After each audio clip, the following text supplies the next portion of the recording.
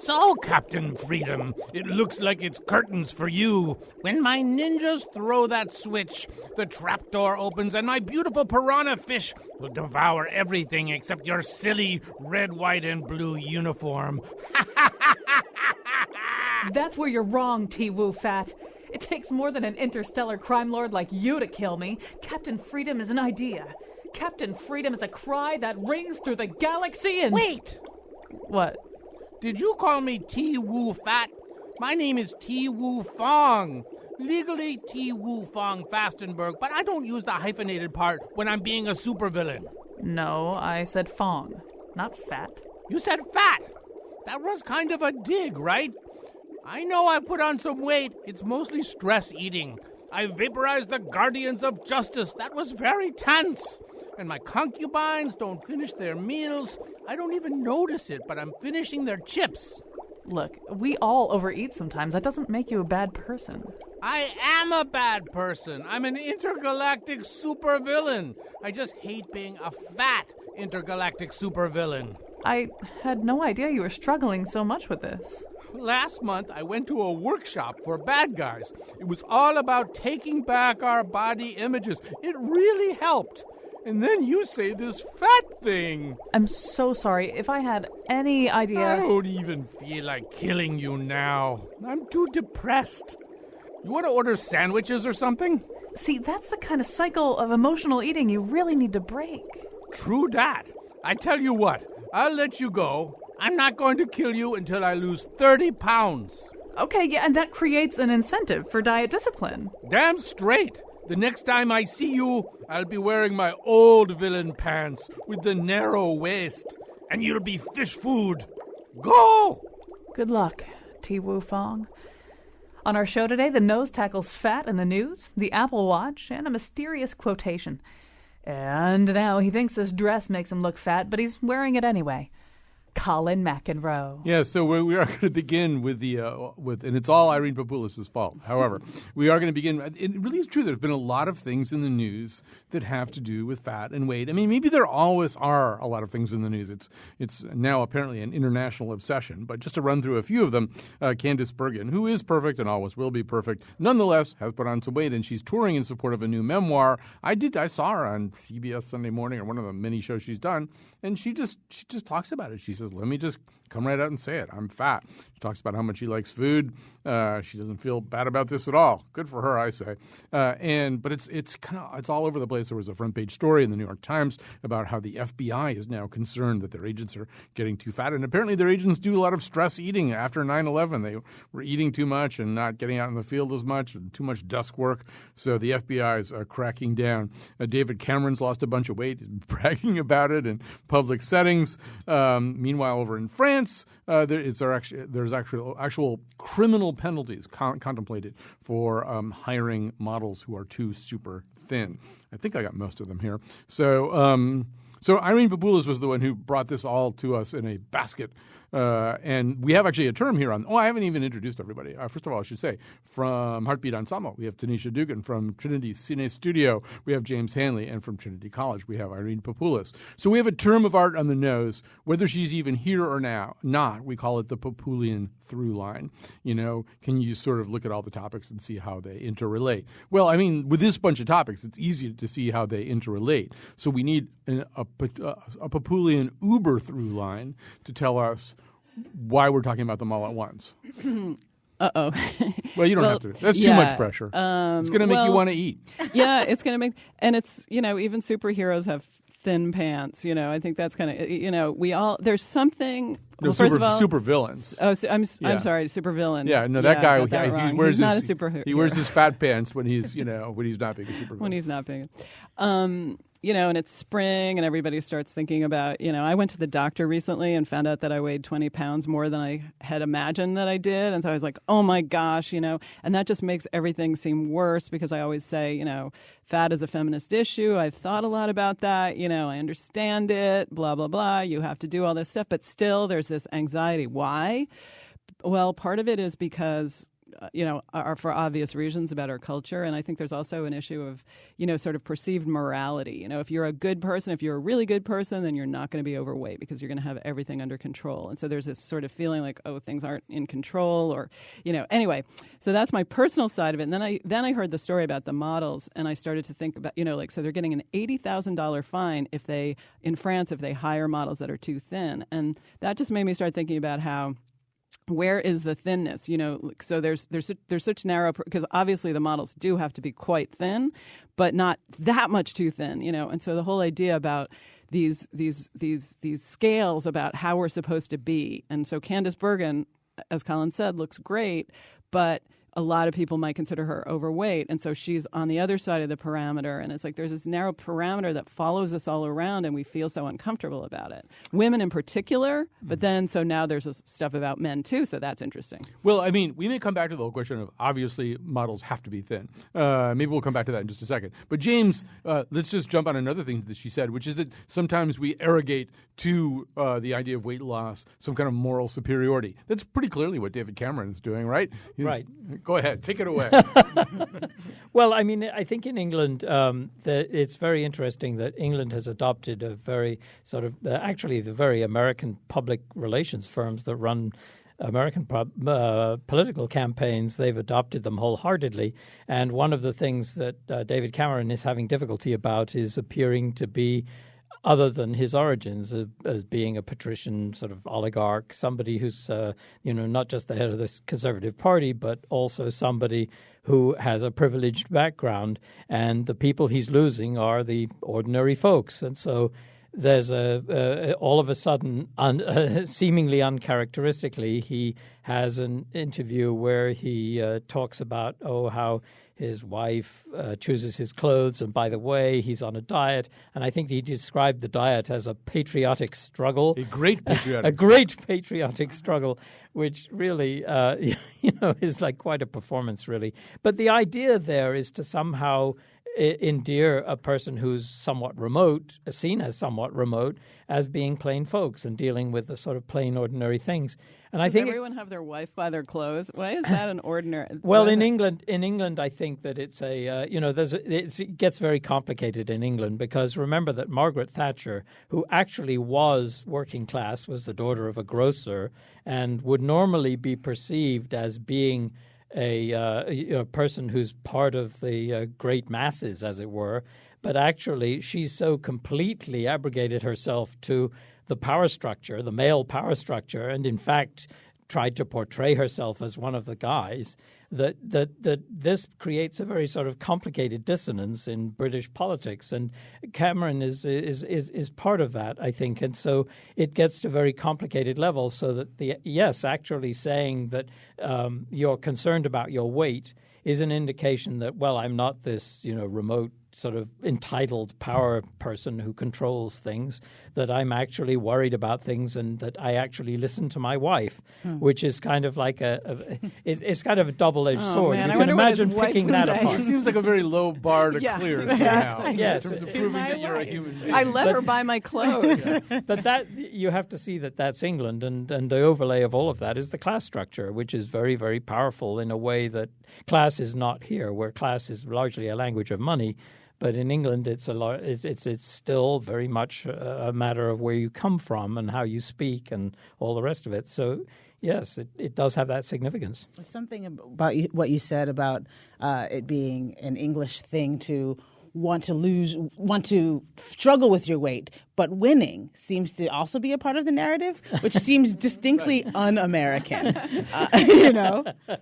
Well, I think also I was, as you've all been talking, I've also been thinking a little bit about the fact that some of this there's something very public about all this too, and this notion that Cameron would be talking to the press about the fact that he has lost 13 pounds in 3 months by renouncing peanuts and cookies and cutting down on carbs. This is, in some ways, it's hard to imagine, I don't know, Heath, or I'm thinking some of the other, British prime ministers.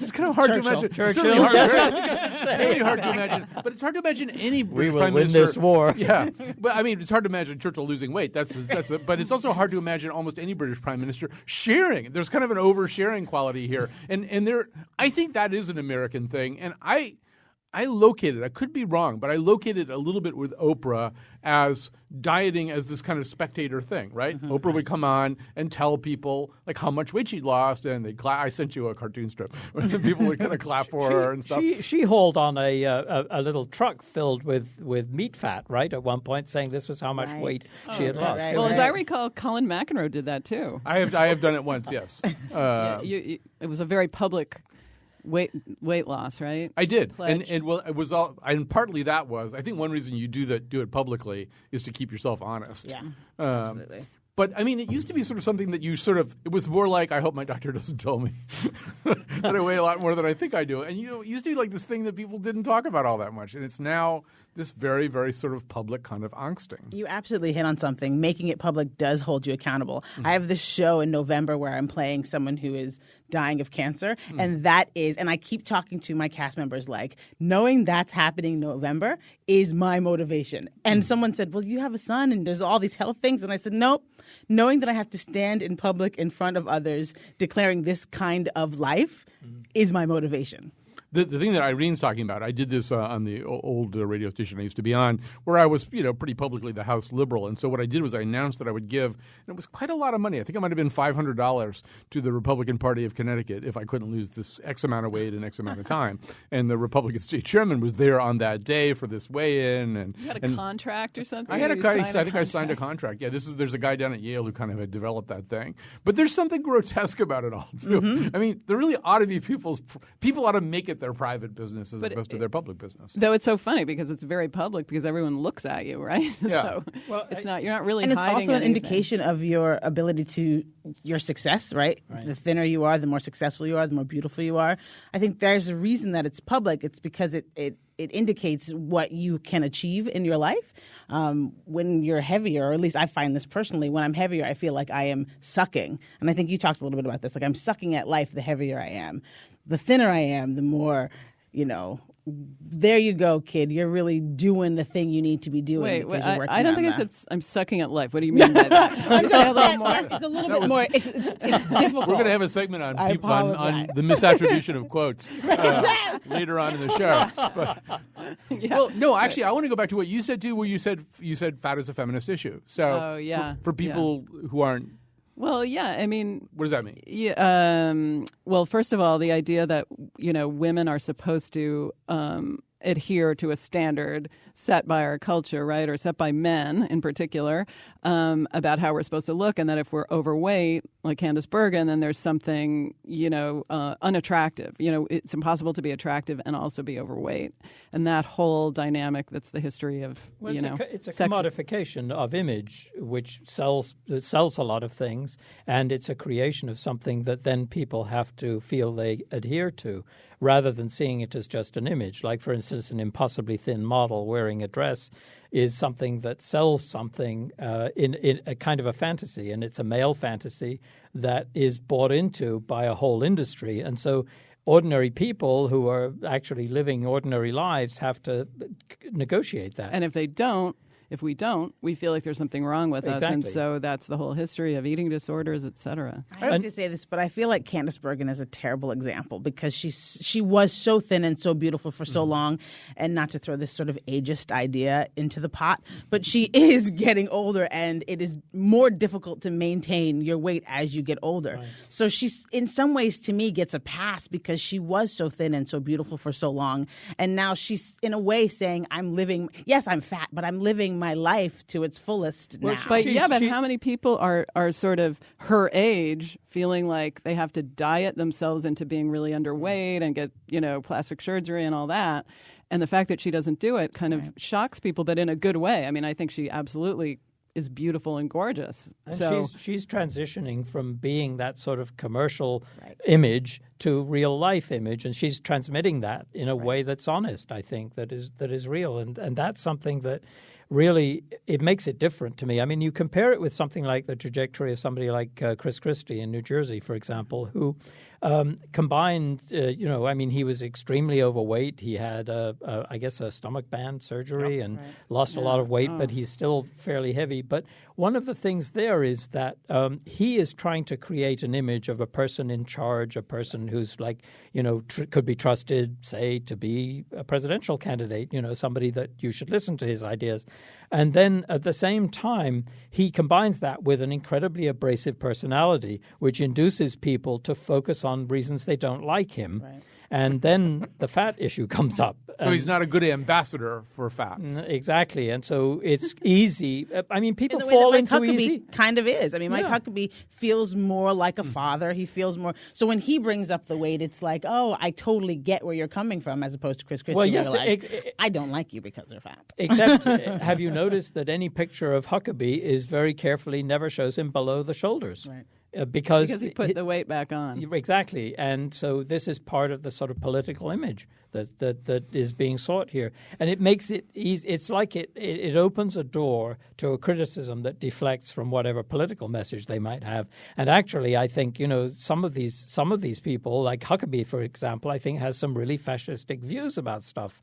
And so it gets deflected by a discussion of, well, how come we're not seeing his stomach or his behind, It's like, okay, let's just talk about what he just said last week. And that doesn't get followed so strongly. And I wonder if that's an answer, because I was wondering, it said in that New York Times article about the politicians that, women politicians, for the most part, are out of bounds when they're talking about fat. Like Hillary, no one, Right. we rarely hear anyone saying, oh, she's a little, she could stand to lose a few pounds, Though we, endlessly dissect what she's wearing, what her hair looks like, and all that. And to me, that feels like a sleight of hand. Because, we can't talk about her weight, but we can talk about that dress not being the most attractive on her, which to me is often a euphemism for maybe it's a little too far, maybe it's a little too tight, or maybe, she should get a different tailor. I think we do talk about it with women. We just know that we can't explicitly say she looks fat.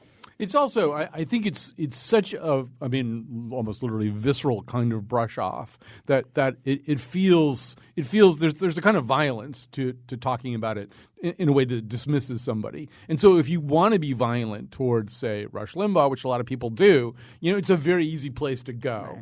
Right. Listen to that fat jerk, but I mean, that's such a violent thing to say that I think when you say it about somebody like Hillary Clinton, it feels as though It's like the B word. But I don't know. I think people have a lot of violent feelings toward Hillary Clinton, and it doesn't usually come out but and they saying want to she's disguise fat. it. Right. Yeah. But do they really want to disguise them when they're, the people that really have the violent feelings and they're sort of criticizing every other aspect of her? I was thinking that maybe fat is connected to sexuality, and so someone like her isn't allowed to have, if Sarah Palin gained weight, we would probably say, oh, she's really fat.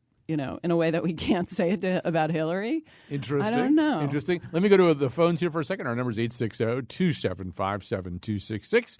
860-275-7266. Hi, James. You're on the air. Hey, I'm calling because one of the panelists made a comment about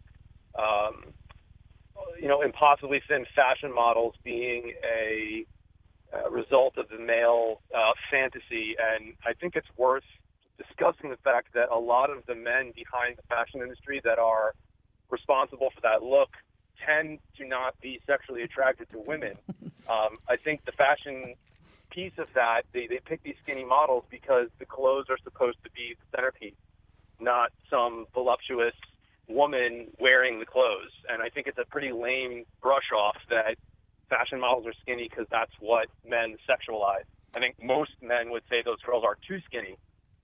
The ones that would be sexually attracted to them anyway. Well, I always do wonder, where the council is that meets to figure all that stuff out, because I'm clearly not there. I don't think that a woman who most fashion models look to me like they've just arrived at this by, chain smoking and using cocaine and barely eating at all. And it's not a particularly attractive look. I don't know. I don't exactly know who does come up with that idea, but. And it seems to me that the female ideal is definitely pushing towards a more curvaceous type. Yes, you're right. When it comes to fashion models, it is about the clothes and the clothes being a centerpiece. But I think when we talk about female sexuality and what men are attracted to, there's a reason why butt implants are becoming such a thing.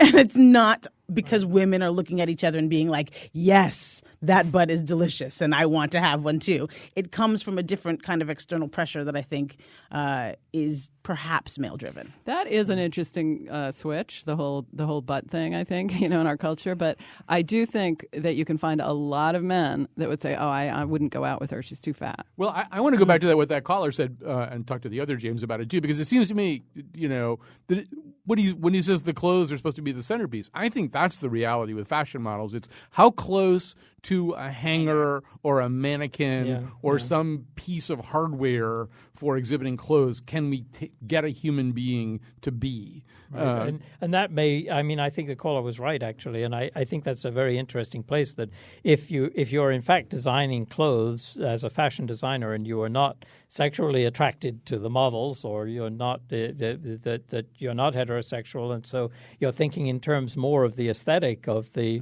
fashion that you're creating, then it's not going to be an important point. You're going to be focused on the clothes, and it then does become a sort of detachment. And I think that then you're creating sort of, because there's so much money and image attached to it, it becomes a very widely perceived norm. And then you get these things, these things, for instance, it comes into graphic arts when the cover of Vogue airbrushes a model's image so that it's actually sort of shaving off certain... So that you have a thigh gap, which, let's be honest, most women it's do not have. Trying to get rid of. Exactly. I mean, so you're ending up with this sort of artificiality that is maybe not related to sexuality at all. Well, but it is in the sense of that female sexuality is threatening. So the sort of voluptuousness of women's sexuality is stripped bare, and to the point that women who are super skinny like that almost don't look like women. And so maybe that's part of the point. My mind is gravitating towards. I haven't seen the new Frank Sinatra documentary, the Alex Gibney one, but famously, when Frank Sinatra wound up with Mia Farrow, Ava Gardner cattily said, "I always knew Frank would wind up with a boy." But I sort of wonder about that female sexuality as threatening thing. I don't know. I mean, I don't know the answer. The history of patriarchy. You have to. I think you're onto something, and it to me it seems like an interesting conversation and dance from women to women, because you can't grow, with the exception of butt implants, you can't grow the certain kind of voluptuousness that is sexually powerful, but you can work yourself to a rail thinness that shows your diligence and that kind of power. It's an interesting idea. When I was a boy approaching puberty and maybe a little past puberty, I had Sophia Loren's poster up in my bedroom, and I probably replaced it with Raquel Welch at a certain point. So I certainly wasn't looking for Kate Moss, right. Yeah, they're not exactly chubby, though. I was going to suggest looking at some film of press conferences of Sophia Loren or Gina Lollobrigida, for example, in the 50s and 60s, who would command a press conference in an openly sort of sexual way of celebrating their bodies, and they would be the antithesis of a fashion model, but looking really great, sort of well dressed. They picked their clothes carefully, but they had a sense of their sexuality and portrayed it in a way that is so completely different from a rail thin model who's, as you say, just a hanger for the dress at the time. And when you think of the Margaret Thatchers and the Hillary Clintons of the world, they are not wearing the sexiest, most powerful suit. No. They are covering that part of them that could be powerful, but in a different way. All right. That was a good conversation. I don't know exactly where we landed, but maybe we didn't have to. That was a good conversation. Let's take a little break. We've got 2 more topics to get through, so stay with us. Show clearly, and I'm thin, and when I sit down, someone will admire my gorgeous arms and legs when I'm only 100 pounds. Yeah, right. I bought a doctor scale on sale. All right, welcome back to The Nose with Tanisha Dugan, Irene Papoulis, James Handley. We don't usually talk about developments in tech, like big tech things, on The Nose because hardly anybody who appears on The Nose is the least bit interested in any of this kind of tech stuff. And, I kind of wasn't going to talk about the Apple Watch, which came out and had a first day of reviews followed by a second day of reviews. I guess that's probably, that would be happening. A first day would be followed by a second day. But, sort of people saying all this weird stuff. In fact, I guided our panelists to this great this funny little piece where somebody took some excerpts from some of these reviews and some excerpts from Faulkner and listed them all together and said, which one's which? Is this a review of the Apple Watch or is this from Faulkner? That's how I don't know. That's how deep people tried to go about this little device, which, I don't know. I think probably I speak for many of the panelists. I barely understand what the Apple Watch is going to do, but apparently it does sort of sync up with your Apple phone, and then it does some of the things that your Apple phone did, except it's on your wrist. It's also a watch, and it tells great time. But there was a lot of writing done about whether or not the Apple Watch would somehow or other tear us away from our iPhones enough so that we wouldn't be looking at our phones all the time and maybe we'd be looking at each other and communicate with each other more, or whether it was actually going to make things worse in that regard by just putting like a whole bunch of human functions into a watch on your wrist.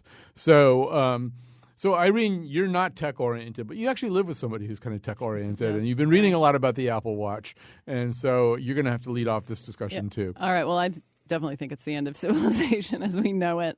I really think that it's going to be a major change in our culture. I mean, we'll see. But the fact that the Apple Watch allows you to do things on your phone, and while nobody necessarily knows you're doing things on your phone. I mean, I know people can do things in their pocket with their phone or under the table, but I get the feeling from what I've heard that there's quite a bit you can do just by tapping your phone once you become proficient. You mean tapping your watch? I'm sorry, tapping your watch, on your wrist. And I think there's, I imagine that we're going to become nostalgic for the days when at least you knew someone was on their phone, walking along. I mean, I hate it if you're at dinner with somebody and they're sitting there. Oh, sorry, I have to take this, every 10 minutes. It's horrible. But at least they're doing it. Now you're going to be at dinner with someone and they're going to be having a whole other conversation that you don't even know about. Well, there are these situations, and dinner is often one of them, where you see people kind of lay their phones down on their table. Like it's there. They've just it's like they've put their marker down. Here's my phone. It may become part of our evening. It may not. And then it flashes. They're like, oh, sorry. And what do? You just sit there, or you take out are you supposed to take out, you sort of feel like, okay, I guess I should take my phone out too because they're taking, what am I just going to do? Look around? Pray the but waiter I don't comes want by to and take. he's interesting. Yeah, exactly. Yeah, I talk with somebody at the next table maybe. Yeah. But Tanisha also the other part of this is, McLuhan talks about how every technological change brings about anxiety. So, whenever we hear about something like this, we chime in with Irene. It's the downfall of civilization. I don't know. It's hard. I'm on the borderline because I am, in a lot of ways, an Apple butthole.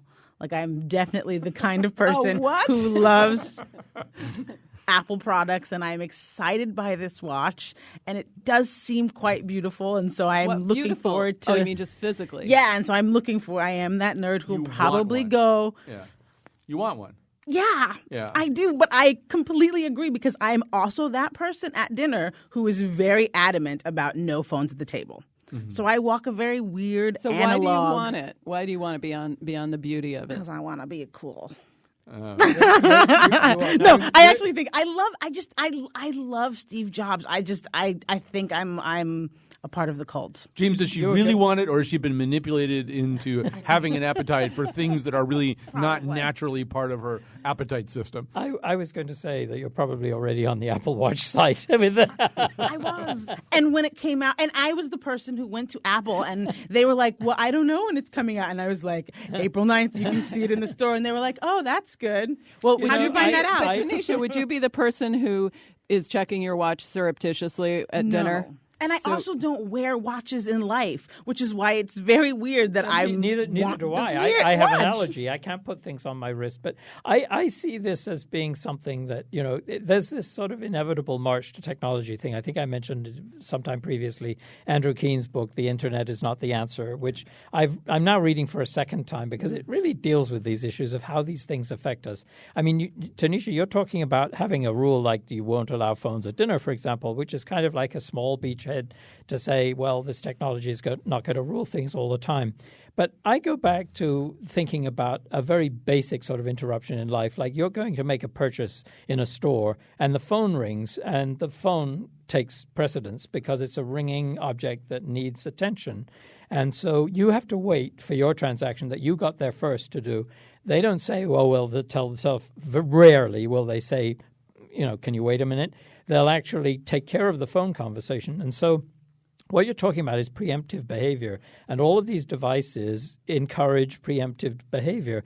And think of the comparison of now largely failed project, which was Google Glass, which people wouldn't tolerate because it got in your face, like really right in your face, and you felt that they were watching you and that you didn't know what this person was doing. And now you look at, the industry has decided basically that is something, maybe it'll work in factories or in some sort of specialized thing, but right now that's not going to work. So you go to the watch idea, and if you think about having a conversation of substance with somebody, and in the slightest way, if they, just with an ordinary clockwork watch, they just briefly, and George Bush, I think, can testify George H.W. Bush. He did it very obviously, but even the slightest move to like uncover your sleeve, uncover the face of the watch, or slightly take your attention away, you've taken away the course of that conversation. You've indicated. Says, I don't care what you're saying at the moment. Exactly. I care about and what's I'm wondering happening when here. that's going to end. And I think actually, which is what a watch, right? Isn't that in essence what the watch piece is? It's the thing that you look at when you're like, how much longer is this going? You're making a measure of what is being said and its significance in your life. And I actually think that people won't be able to conceal this because much as it's a subtler device than the phone, you are going to see body language. You're going to see people disengaged. And I think this goes to the heart of the nature of the sort of electronification and the taking away of human contact that has so many threads. And I think that's a really significant thing. Well, in that sense, it's just more of the phone.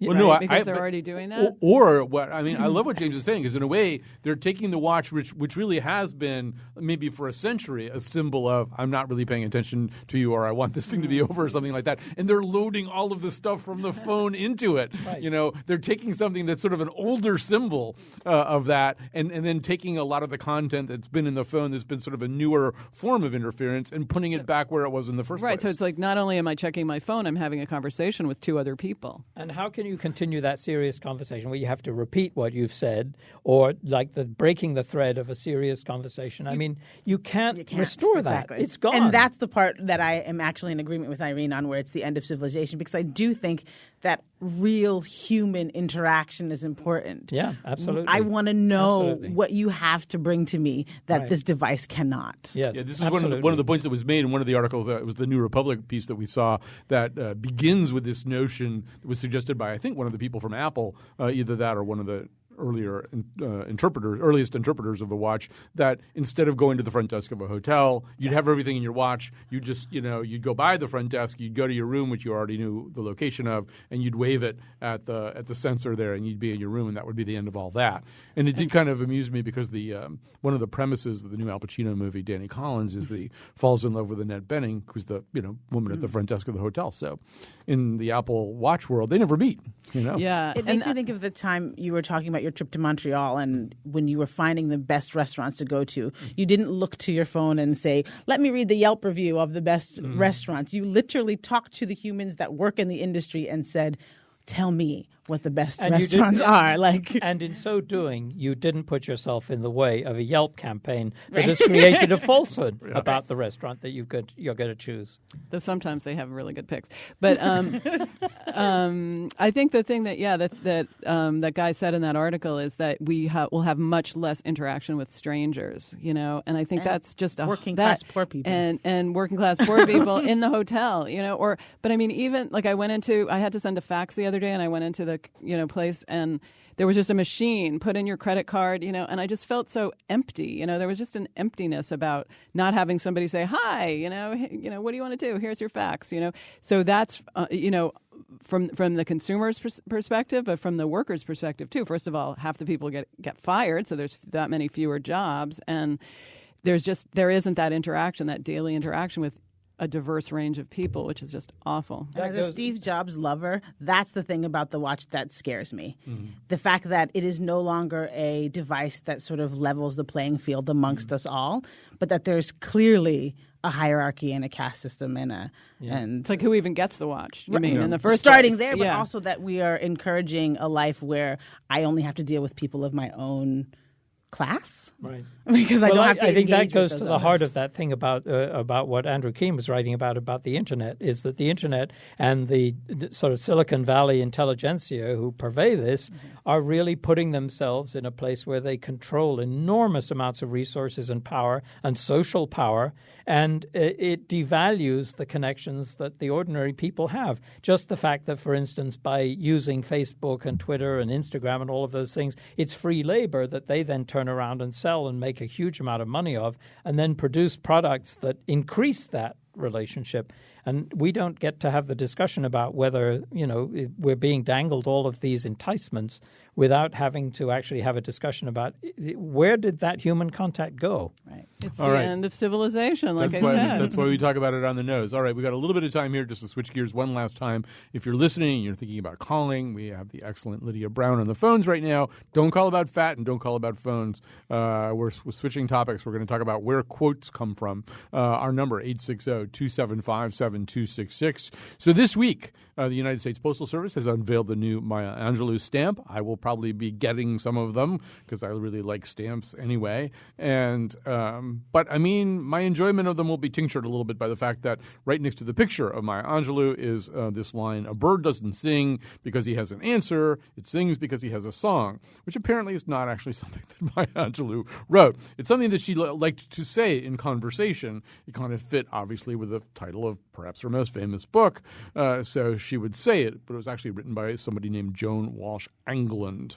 However, the U.S. Postal Service did not bother to check this out. It had bird and sing in it. So Yeah, they- it's like- Exactly. It sounds kind of Close, like a poem seems she like wrote something once she'd upon a say. time. No, and I'm sure they used what's the name of that book you keep talking about?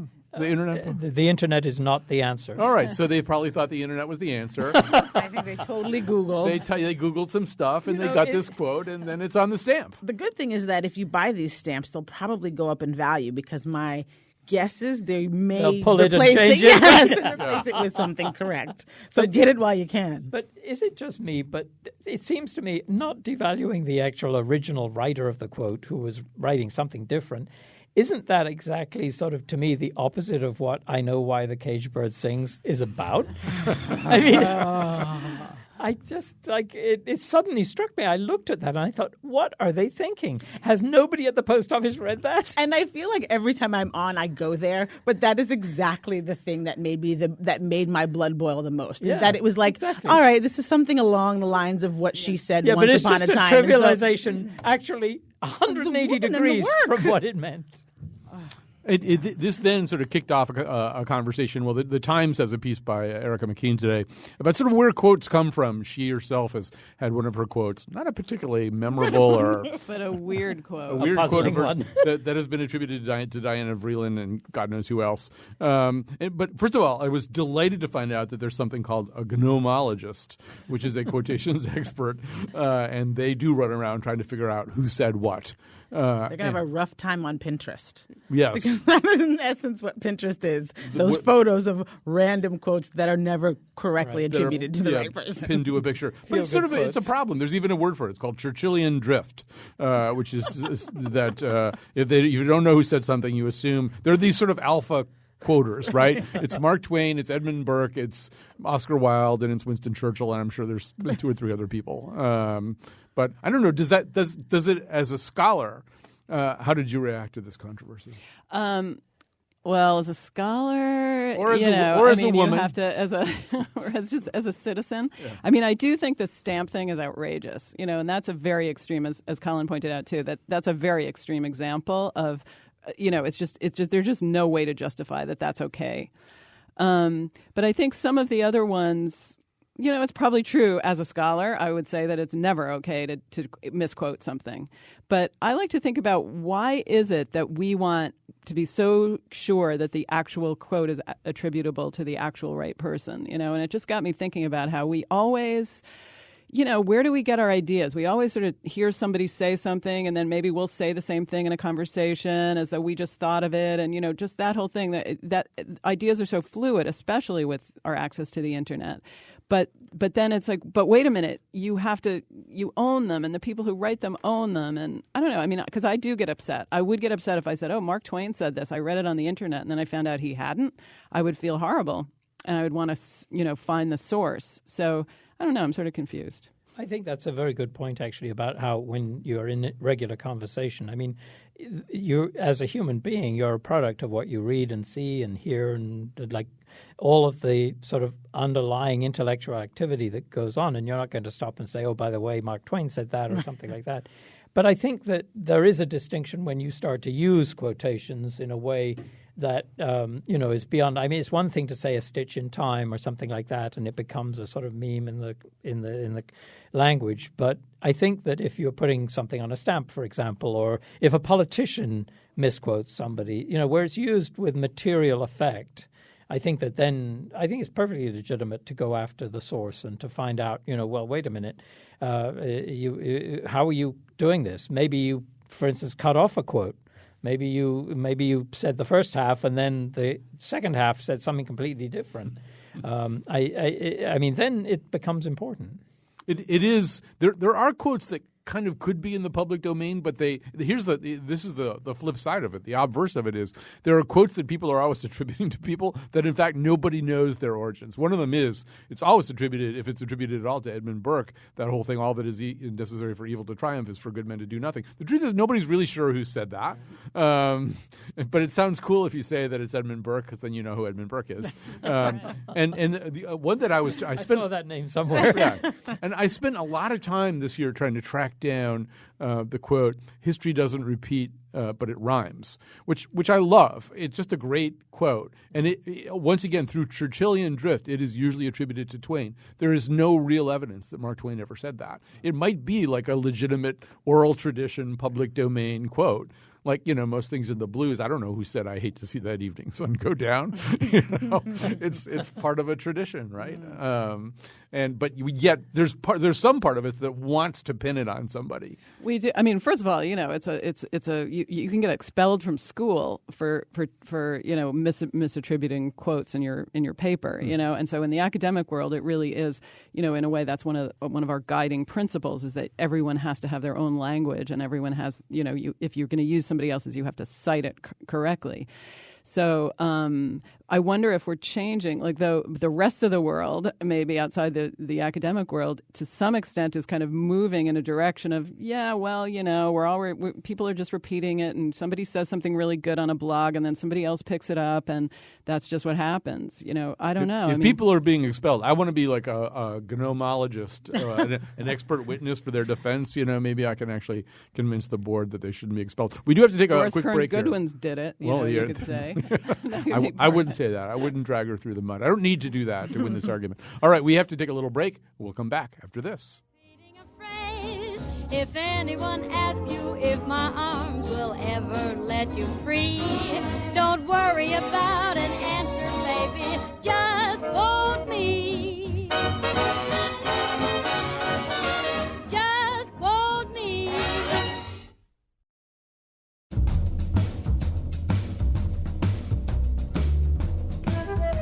To quote Simon Cowell, what did I do?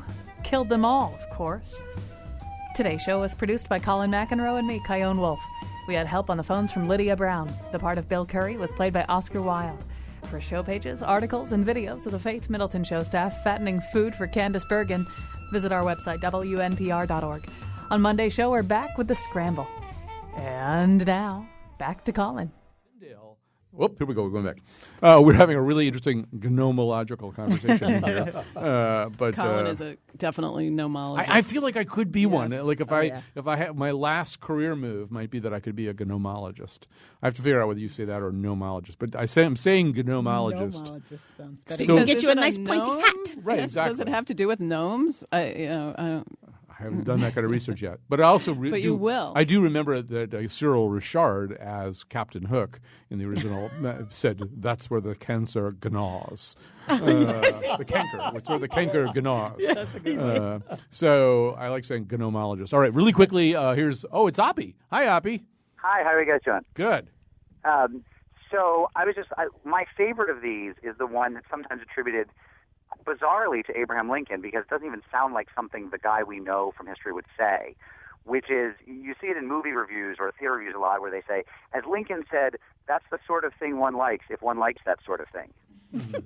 Right. I don't know if any of you've heard that. It's sort of this kind of That's wry great. dismissal. I mean, it's very Oscar Wilde, right? Yeah. But it gets attributed to Abraham Lincoln. He never said it, but nobody knows who did, I think. But it's just bizarre, because you'd think, wouldn't our horse's sense tell us that doesn't sound like him? But No, that's right. It Could be doesn't sound like him. Twain. It sounds more like Twain. It also sounds a little bit like in Inherit the Wind, when Darrow is, he says, who's the guy the other guy in Inherit the Wind? Who's William Jennings. Yeah, Bryan, he's talking to William Jennings Bryan, and Bryan says, "I don't think about those things," and Right. Darrow says, "What about the things that you do think about? Do you think about them?" It's a little bit like that. All right, we have to move on to endorsements, or I'll fry the clock here. I'll get in all kinds of trouble. So it's time for. I think I would be a good gnomologist. Yeah. I mean, I've Yes. just got these things. All right, go ahead. It's time to endorse. I just have a cooking one, actually, because the other night I always make roasted Brussels sprouts, but I got sick of them, but I wanted to make some Brussels sprouts, so I chopped up a Granny Smith apple and an onion, and then put a lot of curry powder and cayenne and roasted them with Brussels sprouts, and it was fantastic, and olive oil. Brussels sprouts papulis. And I like the way she just dove away from the microphone when she was done with that. It was like that's it.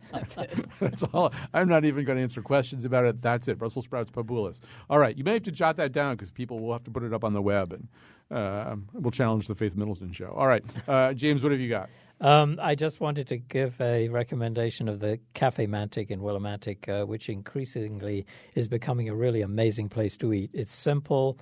The food taste is really good. It's just a wonderful place, and it's a chance to visit Willimantic, which is sort of coming alive. And always follow it with a wonderful walk through the Victorian houses on the hill. It's a great place, but Cafe Mantic is really an amazing discovery. And then one other thing, we have a rare event that comes about once yearly at Cine Studio on Sunday afternoon at 2:30. Le Brasier Ardent, which is a silent film. It means the burning crucible. We have the wonderful, talented pianist Patrick Miller who'll be playing for it. And it's a really amazing film full of passion and deception and shocking scenes. All silent films, all silent and with incredible music. It creates a magic that you would not believe if you've never been to a silent film. So highly recommended. All right, Tanisha Dugan. That's a good one. I'm going to check that one out for sure. I want to endorse the YWCA and their Empowerment for Women luncheon yesterday. It's been almost 2 years since I've been back home to Connecticut, since I moved back here. And I was so overwhelmed by how many amazing women are here. Mm-hmm. That's sometimes something you forget when you're away from home. When you live here, you're like, oh, God, get me away from home. But when you return, you're reminded about how wonderful the folks are from where you came from. It is a great event. Yeah. I used to go every year. I used to be invited to a table every year. And I did see the, at that time, somewhat svelte Candice Bergen speak at the Women's Empowerment YWCA luncheon. So one of these things that I sort of met, Bare, Bold, and Beautiful is a new company founded by this brown woman. And one of the things I loved about her was this bare to encourage ladies to wear makeup less often, which just seemed to feel right for where I am in my life right now. So I wanted to endorse that. All right.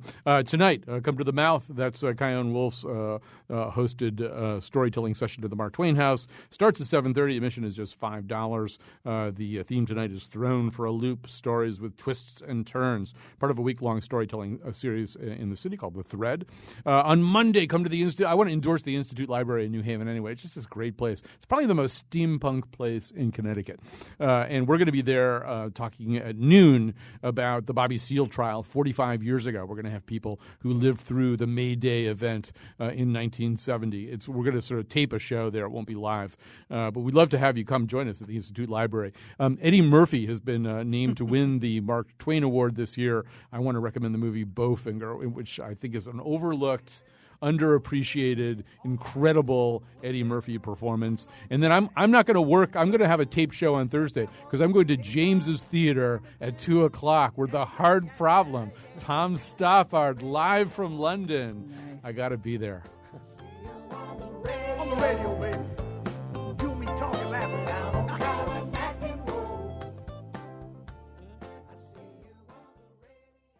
As Han Solo said, live long and prosper. Lydia Brown, what? First of all, that was Spock. And second, too soon. I thought Spock said, I've got a bad feeling about this.